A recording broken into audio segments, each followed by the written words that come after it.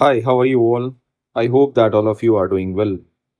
So, the problem is related to the power dissipate. तो आपको ये सर्किट दिख रहा है और इसमें आपको ये चार सवाल बन सकते हैं बेसिकली। तो ये अपन हर एक ऑप्शन के बारे में मतलब 5 ओम से और 20 ओम के रिगार्डिंग हम बात करेंगे। तो ये सर्किट आप देख रहे हो, सिंपल है। पहला ऑप्शन पढ़ो। अगर 5 ओम है आर की वैल्यू कितनी है? अगर 5 ओम है तो ये कह रहा है current through galvanometer is zero. देखो, अगर ये व्हीट स्टोन बनता है अगर ये व्हीट स्टोन बनता है तो गैल्वेनोमीटर से करंट जीरो होगा, ये बात मैं जानता हूं। तो अगर आप ध्यान से देखो, अगर ये आप बात करें 2/10, this should be equals to यानी कि 2/5 यानी कि 1/5 रेशो ही आना चाहिए। इसका अगर मैं बात करूं तो पहले आप क्या करो, आर को 5 मान लो।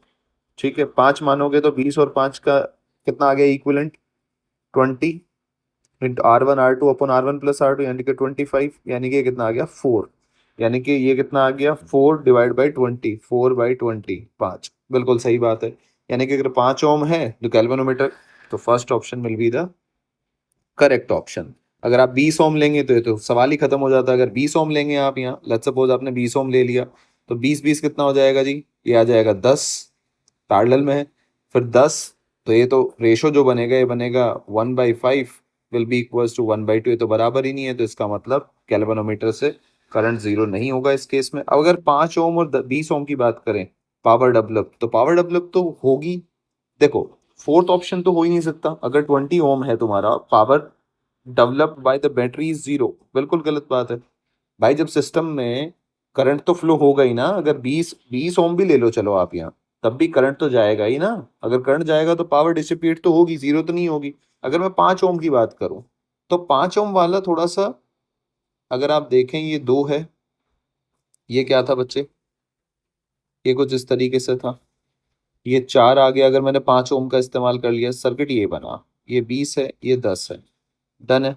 यहाँ से करंट जीरो पास हो रहा है। जीरो पास होने का मतलब क्या है? इस पॉइंट का रेजिस्टेंस क्या है? सेम।